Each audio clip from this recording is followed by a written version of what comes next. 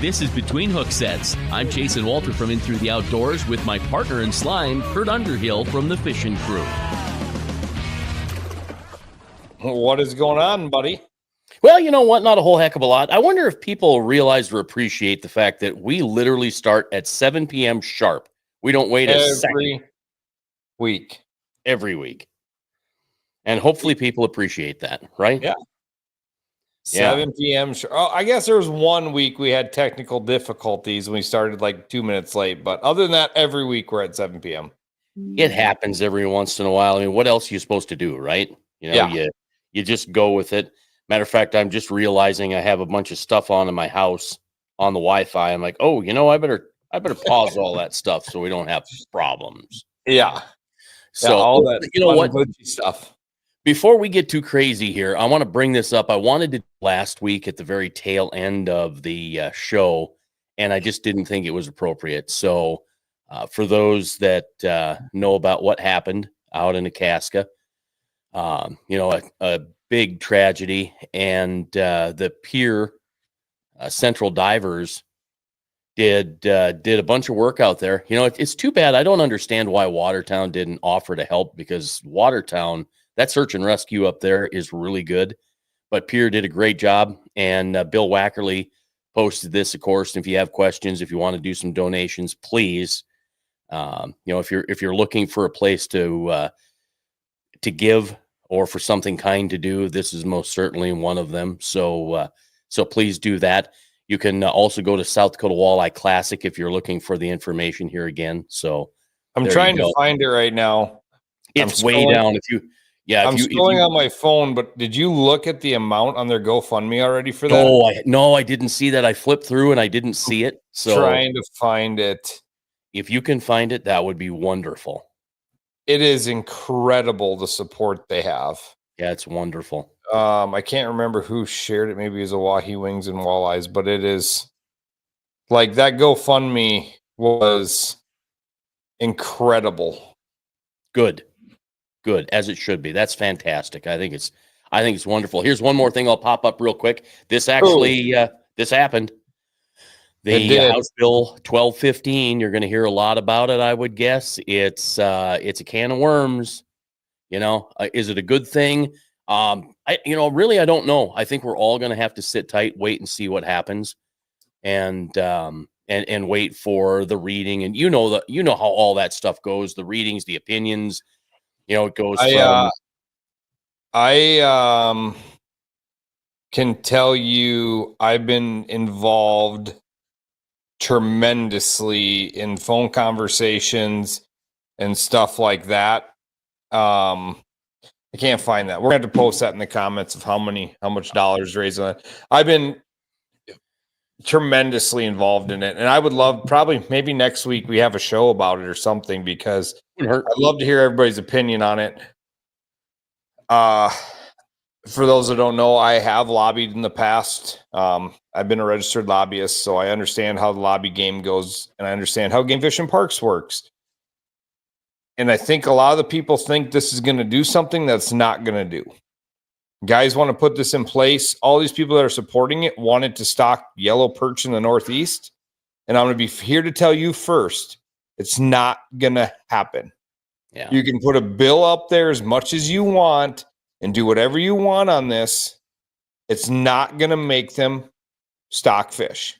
No, and to make that argument short, because we need to probably have this conversation next week. The conversation should be had with Bill Wackerly. If you want to stock perch, then you know, something needs to be set up.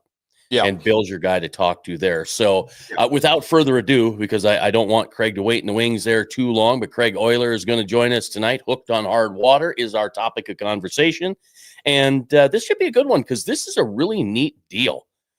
It is really cool. 60 guys and 60 kids. Kurt, how you doing? All right. Sorry, Craig, how you doing? Well, I thought you already knew how Kurt was doing, but yeah, I'm doing good. Yeah, right. Well, before we get into that, Craig Fish, I saw Craig last week at the winter fishing weekend. It was great seeing Craig. Thanks for the introduction, by the way, with Dan's cold snap. That was awesome. But before we get into this, I want to hear. I want the people to understand. You got what, second place in ice walleye? Yep. Yeah. And you put 300 miles on your pickup to do it. So, it's funny. We had done, just a lot of that research, trying to find a hidden gem walleye lake somewhere. I say in the Pier area, but it wasn't in the Pier area. It was a long ways away. What's funny is we went up and pre-fished it on that Friday, and I caught 2 12-inch walleyes, and that was it. But we just knew that there was fish in this lake that worth catching, and we figured we're going to hero or zero. That's what we're going to do. So we went back up there on Saturday, and within 5 minutes of fishing, I caught a 23.5-inch walleye, and about 35 minutes later, my partner Brian Kavanaugh, he caught a 23.5-inch walleye. So we looked at each other and we're like, we caught 2 fish all day yesterday, and they weren't even legal fish. Let's just get out of here and go to the river where we think we can catch, at least fill our under limit, then. And so then it was a 2-hour, well, just shy 2-hour drive south to get to the river and catch as many as we could then. And we ended up with like a 16-inch sauger that was skinny. And if we could have upgraded that one, I think we'd have been right there anyway, but yeah, it was fun. It was a lot of miles. The joke was, from the time I left Rapid City to the time I got back, I put almost exactly 1,000 miles on my truck. So for that turn for the 6 fish, it was 166 miles per fish. Well, the best part is I talked to you Friday night and you're like, yeah, I think we're just going to go to Cedar. And then I talked to you Saturday and you're like, well, we ended up there. We didn't start there. And I'm like, oh. Yeah. It's silly, but that's such a fun tournament. I love that format where you can fish anywhere that's public, and it makes you try and make the right decisions. And yeah, that made it a lot of fun. Yeah. Well, you could win that other division. Just go catch one Laker out west, and you could win that other division. Other than we don't want to take those Lakers out of the lake, but yeah. No, I tell you that that lake trout fishing. Have you ever done that or done? No, and I want to so bad. It'll change you. I'm telling you right now. I hear that. You hook into one and you start dreaming about it at night, thinking, "Oh man, I want to do that again." It is. I hear it's the fight of a lifetime. Yeah, 100%. The only fish that has a parking brake. Set a hook. No kidding. Swim away. You can't move them. You're at a stalemate for a couple of minutes. And wow. The one guy sitting at our table, he was talking about how he's caught a few out there, and he's like, me and my son got into a couple, and my son horsed it and ripped it up on the ice like a walleye, and I'm over there playing mine out. It was like 27 minutes of reeling in, and my son just had it laying on the ice like a walleye. And I'm like, this ain't a walleye. You have to take your time with these things. Like, you're lucky you didn't break it off. Yeah, that's funny. I'm guessing you're using 20-pound braid then with those big things. You certainly aren't using 10 to 12. Honestly, we started off heavy, and then to make it more challenging, I've actually gone down to 6-pound fluoro, just to really, just to earn them, just to absolutely. Oh yeah, okay. I've got, probably my biggest is probably in that 28-pound range, and that was on 6-pound fluorocarbon. So was your drag smoking then? Pretty much. Yeah. Okay. All right. That's where the reel really matters. Yeah, right. Yep. Touch it and it's hot. Yep. It's like when I went to the ocean fishing marlin, and they were dumping water on the reel to keep the line cool because it was smoking as the marlin were running on us. Yeah. So that's incredible. We'll have to get out there sometime and catch some Lakers with you. Yeah, let me know anytime.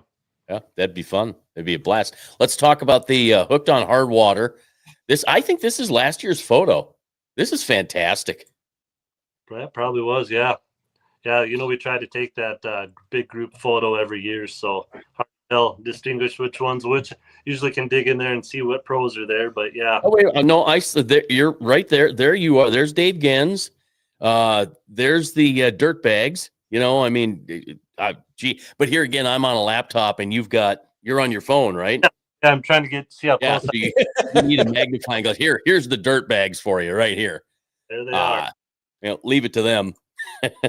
So this hooked on hard water, how did you get into this? Explain what it is and how did you get into it? So I guess I'll start at the beginning. My dad, he started at the Rapid City Club for Boys when he was 16 years old.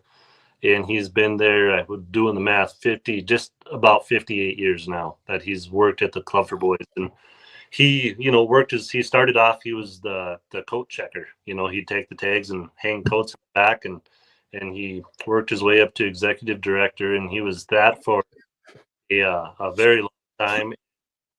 He started, of course, that's Chad Cummings. I had to leave that extra long for you because you were on your phone. But yeah, so my dad, he'd stepped down, I don't know, 6-8 years ago, but he still is working in fundraising, just trying to retire, but I don't think he'll ever be able to leave it because it is a truly special place. And for me, so with him being there, I grew up at the Club for Boys too, and I also grew up ice fishing. And one of these winters, I thought, gosh, how can we combine the two, ice fishing and the Club for Boys? What can we do to make it an event that will help the Club for Boys, but get those members there an experience of a lifetime? And so we tossed around a bunch of ideas, but we kind of landed on getting the boys one-on-one attention from a leader in the industry. And I've been working on as a pro staff member for a long time, so I knew a lot of the guys, and I started making phone calls saying, hey, if you came out, or would you come out and mentor an underprivileged youth ice fishing? And every one of them like, hell yeah, we're in. You just tell me when. And so that first year we brought out, I think it was 40 pros, and we had 55, 60 boys.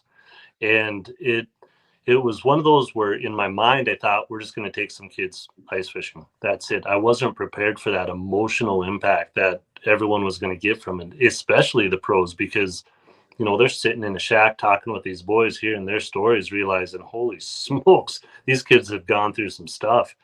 And so, it's grown. That next year we had 50 pros come out, and then now we've settled on 60 just because logistically, I just don't think we can handle more than 60 pros, but we've had as many as 75 boys out there on the ice. And, the neat part about it is that event's always on a Saturday. And so that Friday, all the pros go down to the Club for Boys. And I wanted them to do that for two reasons. That's where they get to meet their boy and get that awkward introduction out of the way. So when they start fishing on Saturday, they're already buddies. But also I wanted the pros to see what that facility is and how incredible it is, and what it all has to offer for these boys.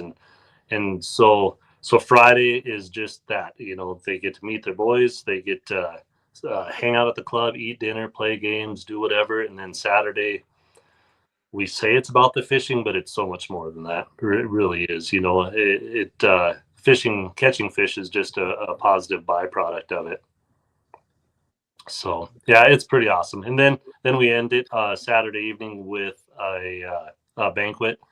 And when we first started, we thought, well, let's just raise enough money to, kind of foot the bill of what this event cost. And so the first year, I think the goal was $5,000. If we could raise $5,000 and kind of cover the cost, make it worthwhile, we raised $12,000. And so we're like, hey, maybe we're onto something.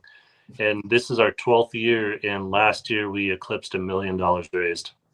Congratulations! Yeah, that's fantastic. Yeah. Thank you.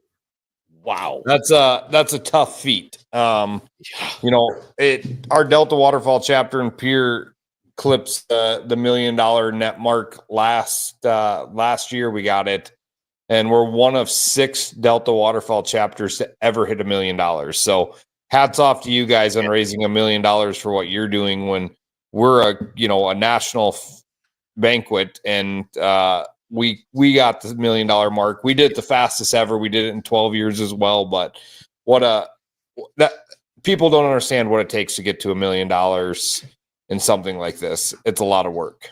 Yeah, I'm glad you mentioned that. The Delta Waterfowl being a national organization. That's why this is so critical, is because the Club for Boys is a single standalone unit. It's not a member of the Boys and Girls Club of America or anything like that. So it's doesn't have that national wallet to pull money out of. It is solely funded by private donations and fundraising efforts like this. And so it's truly. So it's a single a local Rapid City group. That's it. I didn't realize that. Yep, that's it. And so they were a part of the Boys Club of America, but then when it switched to Boys and Girls Club of America, my dad, he just didn't want to add that pressure to these boys because they truly are underprivileged. I mean, it's an unfortunate thing, but there's a lot of poverty in our area, and a lot of these members are underprivileged. And why add to it? And they have a Rapid City has a phenomenal girls incorporated. So the girls have a place to go. So it never really was even fought, around here trying to get girls in, just because it wasn't needed. And so yeah, it's neat because it's a single unit organization, but amongst those, it's the busiest in the nation too, as far as Boys and Girls Clubs. Any of those organizations, it has 1,300 members, and on any day there's between 300 and 500 boys that come through the door. Oh my! Well, Rapid City. What's the population of Rapid City? About 90,000. Okay. Yeah, number 2, right? Number 2 biggest city in South Dakota. Yep. Yeah. So yeah, it's pretty special that way. And the more amazing fact of it is the membership there is $12 a year. For a boy to become a member, $12, and if they show up for one day, they've already exceeded what they've paid in as their membership. So, yeah, that amazes me how that can be done. But obviously, you've got benefactors and you've got people that give and give and give, and that's fantastic. It's wonderful. That's how things survive like that, right? Absolutely. So you guys, you get there Friday night, they meet their boys. You have 60 of the industry professionals out there. They go out and fish. So go after Saturday or Friday night. What happens? You bust the kids to the lake. Like, how does this all go down? So we have a partnership with it's High Country Guest Ranch and then Mickelson Trail Lodging. They've got a bunch of cabins that are like VRBO type setup, and so all the pros stay up there, and so everyone's kind of in the same area. So the pros Saturday morning, and it's not that far from Deerfield Lake. We always fish on Deerfield Lake just because we can guarantee that ice is going to be the best. Just because who knows anymore, especially. So. Right.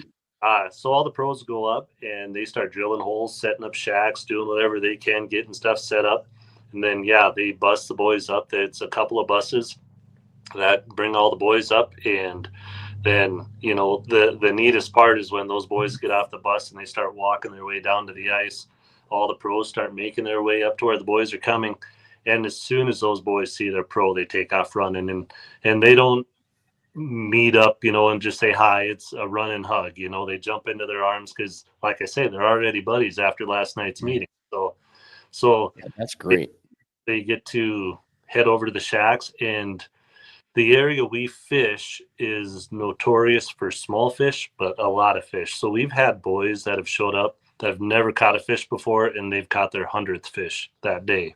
So really, yeah, it's incredible. Wow. It's truly. A perfect area for what we're doing anyway. So we've had boys catch lake trout. There are lake trout in Deerfield. So we've had a couple lake trout caught. We've got a lot of rainbow trout caught. It just, you never know what they're going to catch. And so that's pretty cool too, just to see them experience that. But then we have a huge sponsor that they come out and they feed all the boys. And they bring a big enclosed trailer. They make sacked lunches for them, and they feed the boys. And they then we take our group photo like you showed earlier. That's always an important part for me, is just, have that memory. Yeah, that right there. I mean, that gives me so much pride for what that event is. I mean, just you can see the group and the camaraderie and just everything that happens there is, captured in that one photo. So Rock bass. There you go. it is rock bass too. It's a lot of perch, a lot of rock bass, and they're all smaller, but it's pretty Fun to cool. catch. Yep. The rock bass they're fun. They're fighting. They're not like a smallie, but I mean, at the end of the day, half these kids, like I said, never caught a I've fish. never fished. Right. So a jerk on the end of the line changes a lot of lives. Yep, absolutely. And pretty excited this year. We have a new pro coming out, Kyle Lynn. He has a guide service up in Minnesota. And he's going to actually, even though this is his first year, he's going to be the keynote speaker and just talk about how fishing is what turned his life around, and I'm not going to spoil the story, but he's got a pretty amazing story, and things would have gone a lot differently had fishing not ever entered his life. And that's what it is. I mean, that's what we're all about. We're here trying to change lives. And, these boys, they probably won't ever become diehard as we all are. But you never know. Never know. Time down the line, if they drive by a lake and see a bunch of people out there and they remember that and say, you know what, I'm going to go try that with my kids someday. And I've actually got a really awesome story if you guys got the time to hear it. Oh, we got all the time, buddy. Yeah, here, let me just lean back and you go ahead. Yeah, I'm an Oyler, so we tend to talk a lot. But no, I was at a gas station. This was several years ago now, and I was filling my truck up, and I looked over across the way, and there was a guy kind of looking at me a little awkwardly, and I'm like, man, what the heck? Why is this dude staring at me? And tried to ignore him, and so I finished pumping the gas, and I get my receipt off the pump, and I'm getting ready to jump in my truck, and the guy says, "Hey, Oyler." And I'm like, oh, man. All right, now I got to pretend I know who this guy is. So I turned around and I kind of gave him that fake, hey, how's it going? And he just said, how's your dad? Is he still at the boys club? And as soon as he said that, like all these memories came back to where I was like, okay, I know exactly who this guy is. I haven't seen him in 30 years, but I know who this dude is. And he was a young man that he showed a passion for fishing. And so I kind of resented it as a kid growing up, but a lot of times when my dad would take me and my brother out fishing, he'd always grab a kid from the club, with permission of their parents, obviously, and take them with us. He'd always recognize the kids that were into it. Well, this kid was, young man, I guess, was one of them. And he, he'd spent a lot of time with us on the lake, and it was nice because my dad would stop and get candy whenever those kids were with me. Never did when it was just me and my brother, but when it was candy and soda, so it kind of worked out good. But so he talked and he just said, asked how my dad was, if he still fished, and I kind of explained Hooked on Hardwater a little bit to him. And then I asked him if he was married and had kids, and he said, oh, yeah. And he pulls out his phone and he starts flipping through pictures, and he goes, here's my wife, here's my two boys. And every photo he showed me, they were either hunting, camping, hiking, fishing, whatever. And I just smiled and I said, that's really awesome. You spend a lot of time in the outdoors. And as soon as I said that, tears started rolling down his face. And he goes, if it wasn't for your dad and the things he taught me, he goes, I don't know where my life would have turned. And he goes, I was a good kid, but he goes, my life is better because of the things your dad taught me and in the time I spent in the outdoors. And man, like even right now, I can feel it in my gut. It's like, that's pretty powerful that, just teaching someone a couple of skills like that, especially anything in the outdoors, get away from the TVs and the video games, is so beneficial. And yeah, no, that was huge, so here was a guy I was trying to avoid eye contact with, and then I ended up hugging him and we're both crying, so that is cool. Pretty cool though. That's I've said on here before, that's one of the reasons I love the outdoor industry, fishing. You make friends for life. That one thing changed that guy's life. And at the time, like you said, you resented it. You're like, why is dad bringing this guy? But your dad put him on a path that changed his life, and that's incredible. And I think that's what the outdoors does for so many people. And, you take these underprivileged kids or even kids that, have a decent life, but maybe not have a parent that's into the hunting or the fishing side of the world. And you get them out there and you start something, it's pretty awesome. It's lifelong. That's the cool thing. It's not like football in high school or basketball. I guess it can be for some, but for most, that's the cool thing about fishing or hunting. You can be introduced to it one time and it becomes a lifelong deal. And that's pretty cool. So you guys take them out fishing. Did you used to have a fish fry out there for them? Yep, we do. We have, I guess that's one thing I kind of glazed over was typically the pros, when they come in, it's their opportunity to go on a fishing trip, and the Black Hills is pretty unique just because we have the trout and the lake trout and tiger trout in one of our lakes. So these guys come early just to spend some time fishing in the hills. And so then we have on Thursday what we call the Craig Teason Memorial Tournament, and that's for our pros and sponsors. And Craig Teason, he was my dad's best friend. He's who I was named after. He was a police officer, became chief of police in Rapid City, went on to become a state senator, and then he tragically passed away 8 years ago now.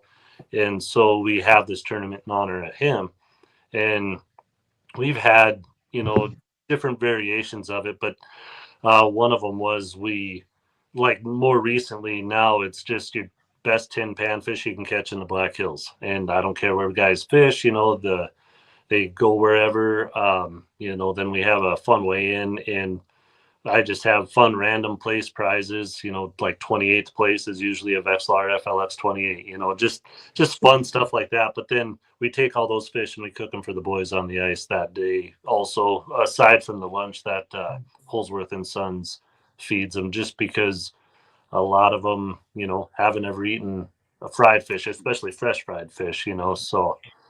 Well, and the reason I bring that up is I'm pretty sure because of you, we changed South Dakota law to be able to cook fish on the ice. So I got to thank you for that, because prior to you getting that changed, or you maybe not intentionally getting it changed, maybe I should say, or however it went, but I remember that being brought up in commission, that it was changed because of the Hooked on Hardwater to feed them boys. I will proudly take credit for that. I actually had to pay a fine the first year we did it. Really? And, yep. And so I paid the fine, and I was getting my checkbook out to write a check for next year's fine too. And he said, well, how about we just avoid this? And I was like, no. I said, this was a memory these boys are going to take away, and I'm not going to take this experience away from them. So I'll just pay the fine for next year also. And good for you. Yeah, it was about 4 months later, he calls you, goes, I just want to let you know that we changed it, so you're good to go. Well, I think he said you can cook the fish on the ice, and I said I was good anyway. So it's for the kids. Yeah, it came to that, but at the end of the day, like where we got pinched it was a gray area about cleaning fish on the ice as a size restriction. And the funny thing was, we were cleaning perch on the ice. There's no size restriction on perch, but there's size restriction on the rainbow trout in that lake. So because there was a size restriction on any fish, you couldn't do it on any of them. So, but regardless, it all worked out, and I'm glad. I'll take credit for getting that law changed, even though I didn't do anything more than just be ornery. Yeah. Well, hey, appreciate it, because it was kind of a pointless. I mean, I understand the point behind the law, but at the same time, like it's a good thing to be able to cook some fish when you're ice fishing if you want to. My friends say it's at your limit, but cook your fish. So I mean, that's a great thing. So that's awesome. But so then you guys fish all day, then you bust the kids back to the boys club, and then you guys have a banquet. Are the kids involved in the banquet? Explain that banquet some. So that banquet, that is the kids are allowed to come. We've had some pros One of our pros, Rod Woten, he's a longtime ice team pro. It's funny, I've got a million stories, but he's got a pretty awesome one too, where he had the same boy for, gosh, I think 3 or 4 years, and he pretty much watched this kid grow into a man. I think it was last year, his boy drove to the lake. He had to take time off of work and drive to the lake and fish the pro tournament with him.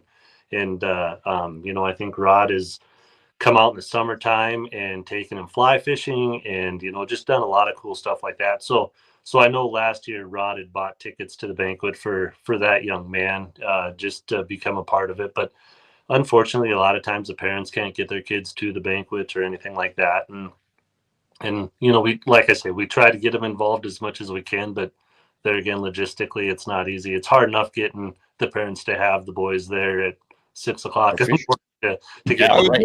I was just going to ask, you take 60 kids. Do you have like a waiting list? Like how does the sign up go? Like, and obviously we know when you coordinate anything with even anybody, people just don't show up.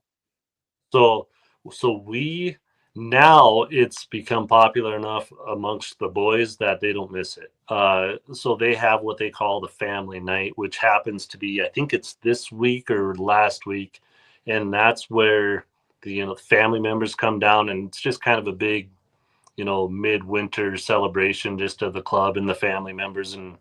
And that's where they do the sign up. So it's all permission slip based, and they sign up as many as they can. And no, they don't turn boys away. Like I say, we'll probably have 70 to 75 boys, and some pros will just get 2 kids. And okay, it's cool. It'd probably be a little bit better if it's one-on-one, but the staff members at the Club for Boys know those boys well enough. They can pair these two because they're best friends, so they have them with one pro, just so it's always, thankfully it's just not a big deal that some of the pros that have 2 kids, they prefer it that way even. So it works out good that way. So yeah, no, we don't turn boys down. I've got a waiting list for the pros, just because, like I say, we can only have about 60 of them, and I could probably replace all 60 pros with 60 new ones, with guys wanting to get in, and that turnaround is, it's about 5 a year is what you end up, just because life happens. I get it, sometimes you make it out. So about 5 a year, they end up getting new ones to come out. So. Well, like Chad said, you guys fish in groups. That's got to actually add a whole lot more to the experience. Absolutely. And that's the fun part. I should have been more prepared and sent you some pictures of like the shack city that we have out there. And you can see it, there are, I don't want to say cliques because we're all ice fishermen. We all get along. We're all buddies, but there are guys that travel together. So, naturally they're going to have all their shacks together, and the boys get to see that camaraderie. And I can even speak on behalf of the importance of that with my own son. He's 14, and he went and helped me with the Blackfish Classic Bass Tournament last summer. And he just got to see that camaraderie of all the fishermen and just the BSing. And now my son, he'd rather bass fish, which I barely claim him when he tells me that, but he liked that experience so much that that's what he talks about more than anything, So it's pretty cool for those boys to see that too, and the joking around and the snowball fights. Even though my dad's out there telling no snowballs, it's usually the pros that are getting in snowball fights. Of course, yeah, it's the immature adults that like to have fun, right? And here's the other thing: when your kid wins the Bassmaster Classic, don't tell me you're not going to be there, right? Yeah, I'll claim him that day. Right on, right on. Here's another thing that before we get too thick into the weeds, I really think that Scott and Matt do a great job. Midwest Angler Podcast. They've got this custom ice rod contest, and we've got one of our favorites in there. Rod C comes from JB Design Custom Rods. This is a cool deal. Tell us how this works for you guys hooked on Hardwater. Yeah, so Scott Sturman is one of those guys that he Have you met him or spent much time? Oh, heavens, yes. Yep. Scott and Matt both. You bet.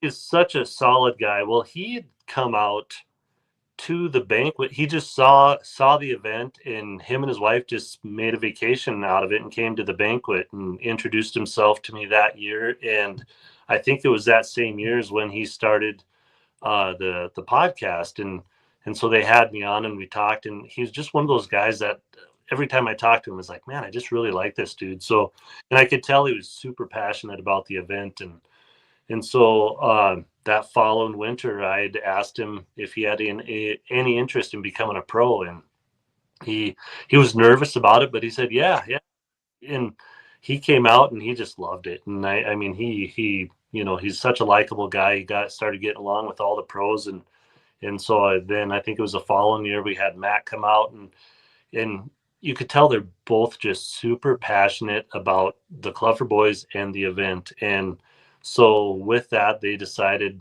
how can they help? What can they do beyond being a pro? And so Scott had the idea of that rod building competition. And so at the Dakota Angler Ice Institute, they have judging of these custom rods that are built from, I can't speak for everywhere they come from, but I mean, I know they come from Texas and a few other places. So we can all over. I guess no one's going to fact check me, will they? No, you never know in today's era. Yeah. Well, there might be a few, maybe it's very possible, but there's the list of the different guys or rod builders that were a part of it. Josh Bible had the I think people's choice, judge's choice with this rod, and this is from this past year, so kind of cool. I love the idea. But with them, with their way of wanting to help out the event, they just said, what if we donate them to the banquet? And so they get live auction, silent auction. Last year we did an online auction with them, and we're not going to do that online auction. It just didn't quite benefit like we thought it would, but I think it'll do better at live and silent auction and go from there. But I mean, just such an incredible way to raise money and get more of those rods in people's hands, because I think you guys know as well as anyone, those custom rods, they truly do just fish a little bit better. They really do. Yep. Yeah, I honestly, because I'm a Zebco guy, right? So we were hanging out at Kurt's, and I had a JB rod in my hand. I'm like, wow, this thing's got the most awesome backbone, and it was amazing. It's just truly different. So it is cool. I think those guys did a great job. Had a great idea, and they just have been so supportive, and that's why I wanted to kind of showcase them a little bit, because I think it's pretty important. Yeah, this is the third year of it, and I think the last 2 years it's about $5,000 that they've raised with those rods. Yeah, isn't that amazing? Yeah. Awesome. That's fabulous. Yeah, speaking of, I hate to just throw like raising $1 million or anything like that, just because it be proud of that, man. Absolutely, be proud of that. Yeah, wave the flag. Yeah, $1 million flag. Let it go. Yeah, really. But what's cool is when we first started it and decided we're going to make it a fundraiser, one of the things I told my dad and the rest of the board members was, I don't want to pay the light bill. I don't want these funds and these efforts to just go to paying bills, and so they started outdoor activities program, and I guess they didn't start it because of that, but it was able to help fund it. We were buying mountain bikes with that money and just stuff for these boys that just beneficial to getting them in the outdoors. And now it has become their largest fundraiser, so I can proudly say we're supporting the outdoor activities and we're paying the light bill too. So that's pretty cool. It is fine now at this point, and it's pretty exciting to know that it's a very integral and important part for the Club for Boys. He is, Matt. Yeah, I'm glad you're watching there, buddy. I'm glad you're watching. Won the Craig Teason Memorial Tournament last year too. So he won by like 1/10 of an ounce or something like that. It was insane. I remember that. Yeah, right. That's fantastic. So with this banquet, with the kids, sorry, my mind was, I got like three things on my mind right now, but Do the kids just show up? Do you guys give the kids rods? Do the kids get anything along those lines, or? So the first year we had a sponsor, Automatic Fisherman. I don't know if you know those guys. They sent out rods for every boy, and I mean it was the most awesome, generous thing ever. But the sad reality is those boys take them home and they get broke, lost, sold, stolen, thrown away, who knows what. And so I hated for a donation to go to waste like that. So Makes so sense. now, I mean, some of the pros they'll bring out rods and give them to the boys, but for the most part, they're just using the pros tackle and rods and everything, and just because there is no need for them to go home with a rod because the odds of them actually using them are pretty slim. So But it seems like that's probably the best idea anyway. You've got the pro that's in charge of the rods and everything for the kid or kids that they've got with them, and it probably makes the logistics of what you guys are doing a whole lot easier. absolutely, and I just hate for anything to go to waste like that, and there again, some of these pros have had the same boy for 4 or 5 years, so they know that they're going to be more responsible, or they might have an opportunity to go fishing outside of hooked on hard water, so they'll send a rod home with them. But um, you know, typically it's a lot of hats and t-shirts and Things kids love. stuff like that pretty minor, and they actually will be able to use too.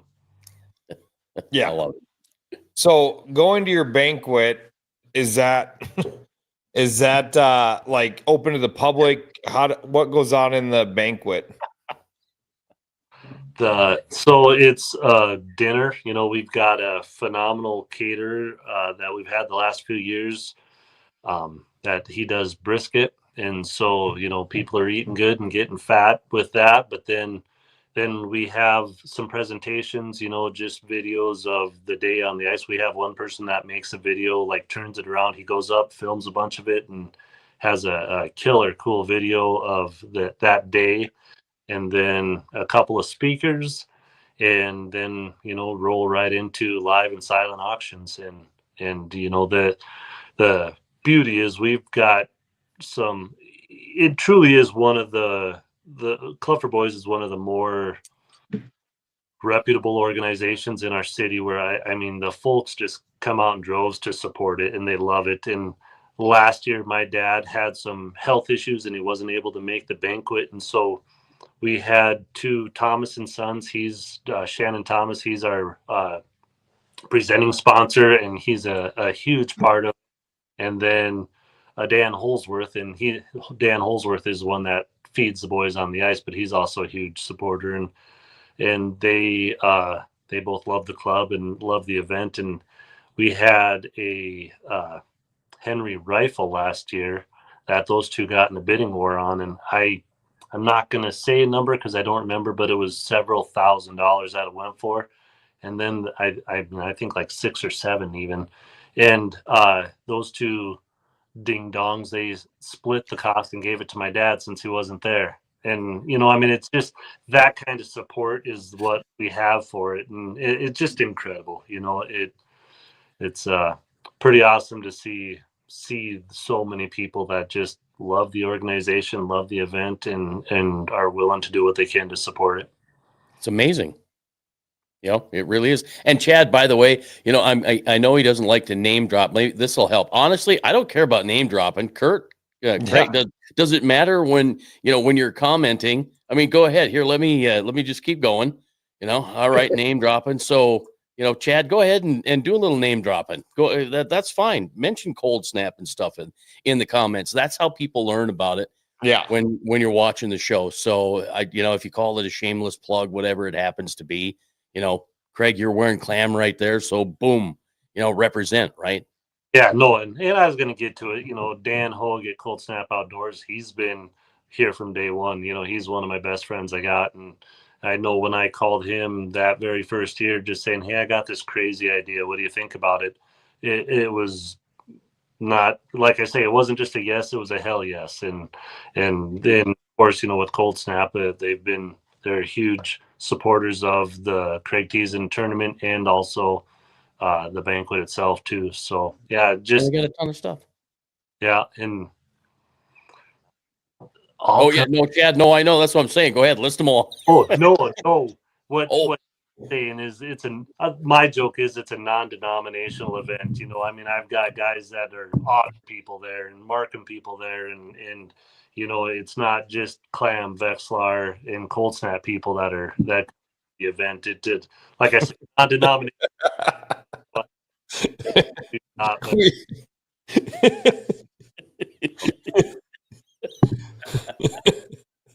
I love it. That's awesome, and I think the industry support is huge behind you guys, and what you do is with all these pros from every company out there gets behind this thing. Yeah. Sarah over at Lakewood, I'm not a pro staff for Lakewood at all, but I tell her about the event, and I mean, it's the support I get from them is incredible. But it's cool because it's such a unique event. I mean, there are a lot of kids events out there, but I don't know how many of them give them the one-on-one attention like we do, and that's I truly, especially for our youth being a little more underprivileged, that one-on-one positive attention is what they seek the most. I think, like I say, the catching fish is just a positive byproduct of it, and it's just someone that truly cares about them. And more story time again. We had a pro a few years ago that he walked up to me after the boys drove away on the bus, and he was bawling. I mean, not fine. He was like bawling. And I'm like, what is going on? And he's like, I just don't get it. And I'm like, what? And he goes, how can just that little bit of time mean that much to the boys? And I'm like, well, you got to tell me what. I don't even understand what you mean. And he was walking his boy back to the bus, and his boy just sat down on the ice and started crying. And he goes, I don't want to go home.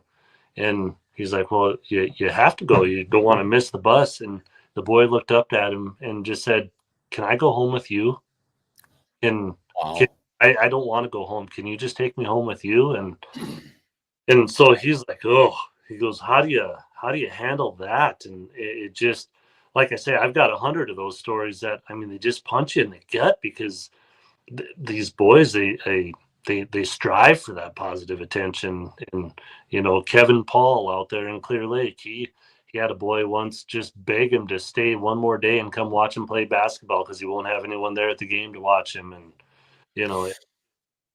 just isn't it amazing how kids, and I don't care if they're delinquent, right? Those kids just want to be loved. Yep. 100%. It's unbelievable. Yep. I mean, so what you guys are doing is unbelievable too, because you are sharing the love, and that's fantastic. Yeah, we have I'm speechless, and that's what we do it for, right? I mean, these kids, like I love their faces. We did the first ever Lieutenant Governor's Cup and gave $15,000 in prizes away to kids this year, and it was so much fun standing up, giving them their little rules meeting during the Governor's Cup. And I said, okay, it's time to go. And they took off running, and parents just spun in circles and didn't even know where their kids went. And it was so awesome watching all these kids run up, and it didn't matter if it was a perch this big or a bluegill this big. They were so happy to walk across the Gov Cup stage to weigh their fish in that it was so incredible to watch those kids. And the companies and Pier and all our sponsors that stepped up and did everything. Like I said, we gave over 15,000 in prizes away, and I got a feeling this year it's going to be, I don't know, double, but it's going to be way more than what we gave away this year because of the overwhelming support of everybody that was just behind it. And them kids, you give them 10 seconds, even unprivileged, kids that are privileged that have things in life, they get attention from, the pros that they look up to, or maybe they don't even know who the guy is, but they see him out there doing this, and it could be a nobody that shows them a little attention in a different way than they get at home, and it changes them kids' life. Yep, absolutely. We the first year Gens came out, there was only one boy that actually knew who Dave Gens was, and so I made sure to have those two paired up. And that was 11 years ago now, and he had graduated high school last year, and he had sent Dave Gens a graduation announcement, and he got a card back from Dave Gens. And it's Awesome. cool that he was so excited and proud of that too. So pretty darn neat.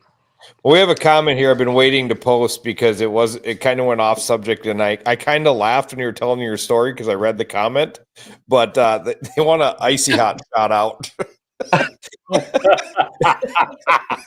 So, one of the things that's great. that on Friday night is they eat and they play games. Well, it's become a tradition that there's a dodgeball game. And so these pros and boys get into some of the most heated dodgeball you've ever seen in your life. And so typically there's a few pros that have a limp the next day on the ice or something because they're not what they once was. Oh, lucky somebody doesn't blow an Achilles. Yeah. Wow. Major yet. So Um, Chad is one of them. I think he's about passed away 3 times from a heart attack. the defibrillators are literally on the sidelines of the. That's right. Oh, lethal. Yeah, there it is, right there. You got the defibrillators and oxygen tanks on standby. Oh my! It's fun. Oh, Thane.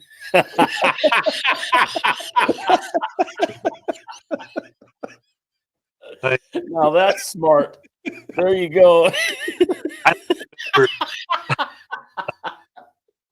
But one of the people, he said he'd got a boy that was more into the arts and crafts and stuff like that. And he's never thanked God more when they went to the arts and crafts room and not the gymnasium.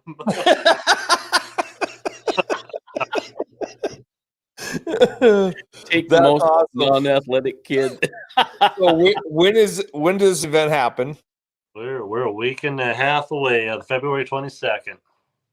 Or what are we? Yeah, geez, week and a half away. I better get ready. Yeah, you guys in the Bassmaster Elites, you guys start at the same time. Yeah. No one's willing to do mouth to mouth on me. Chad, you need to shave, maybe. I don't know. It doesn't. I think he's got the. That's funny. We're 2.5 weeks away. I don't know. 2.5. Yeah, 2.5 weeks away. But it's the 22nd. Yeah.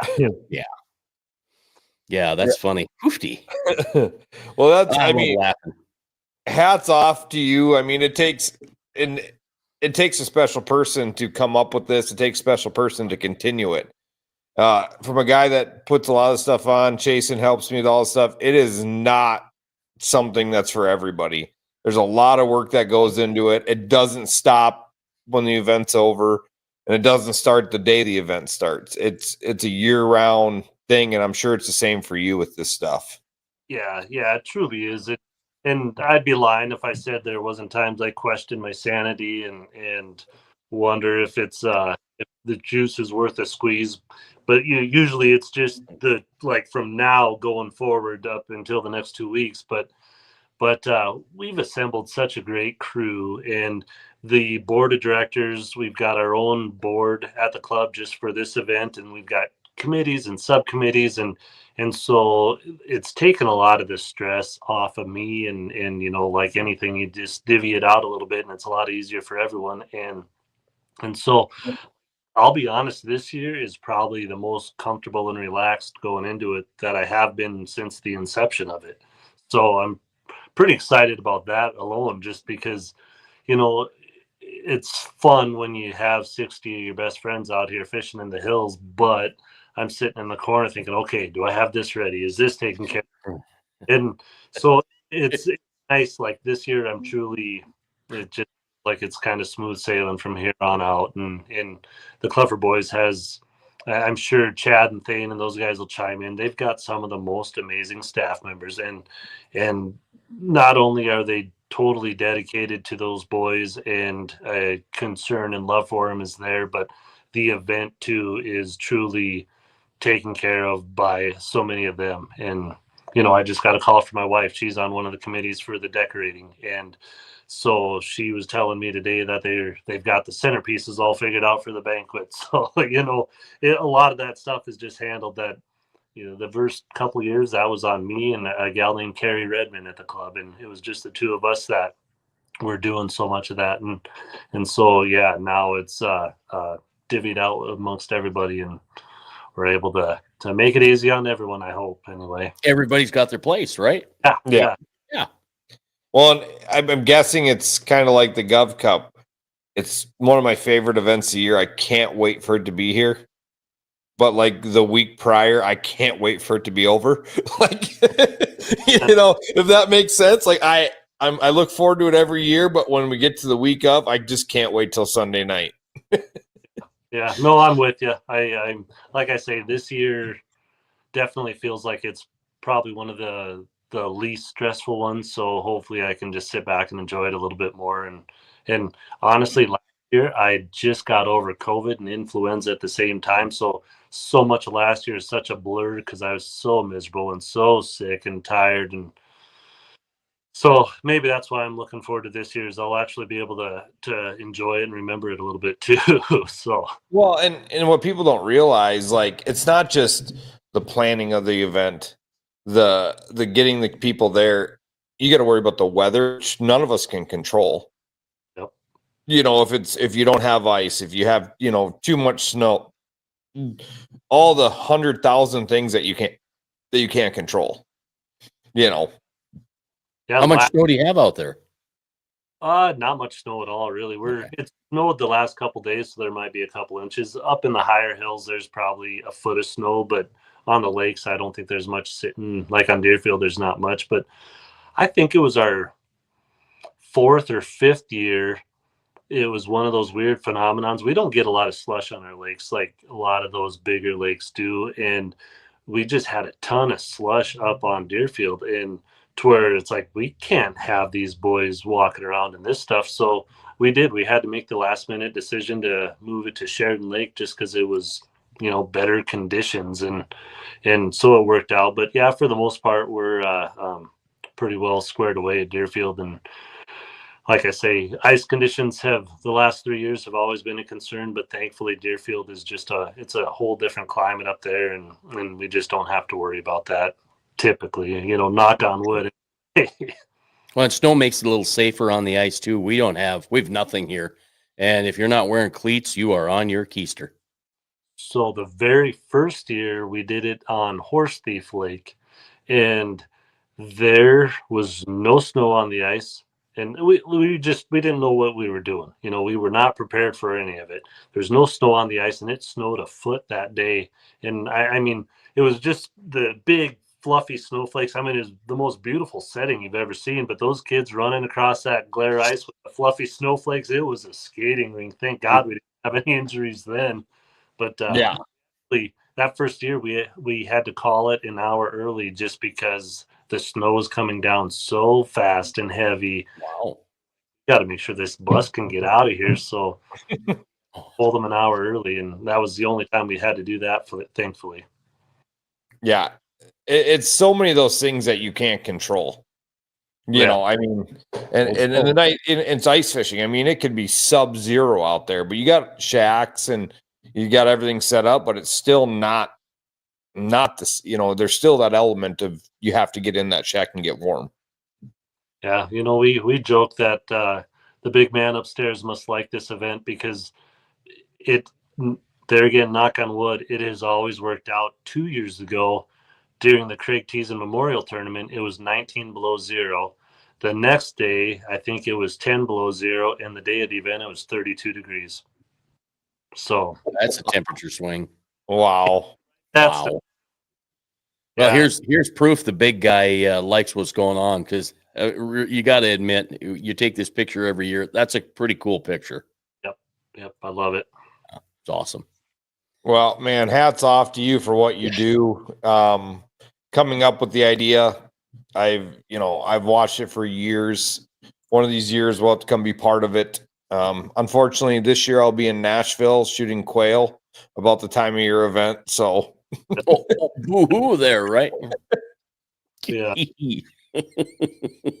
Lucky man. the blizzard, Chaz's a blizzard drive home have been interesting. Oh, the drive either to the event or home from the event, there's usually some kind of story. The dirt bags, they had to reroute through Nebraska just so they could get here one year, and it took what would have been an 8-hour drive, and I think it was 14 hours and white knuckle most of the time. So yeah, I don't like traveling. If I can't drive 5 over the speed limit, I'm not going. Yeah. Well, when you get to these events like this, my wife thought I was crazy. We went to Devil's Lake to run the Snow Bear tournament, and it was going to be an absolute blizzard here. I drove my ice shack and truck down the road, parked in a buddy's driveway because I knew that road would get plowed out. My wife's like, "What are we doing? If we don't think we can get out of our house," I said, "We got 70 snow bears waiting for us to get there." And she's like, "If we can't, how are we going to get to the vehicle?" I said, "We're going to walk if we have to. If I can get to that highway, we can roll." And it missed us, thank God. But yeah, you don't, Jason, you just go. You just have to go. Yeah, if you got to drive 10 miles an hour, you got to drive 10 miles an hour. This must be a story here too. Chad says gas is hard to come by too. Oh, yeah, I think that was a separate trip, but then the dirt bags, they ran out of gas on the way to the event too. Oh, no.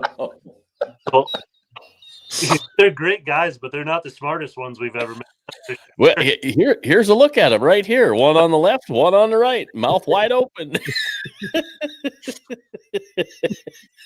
That's funny.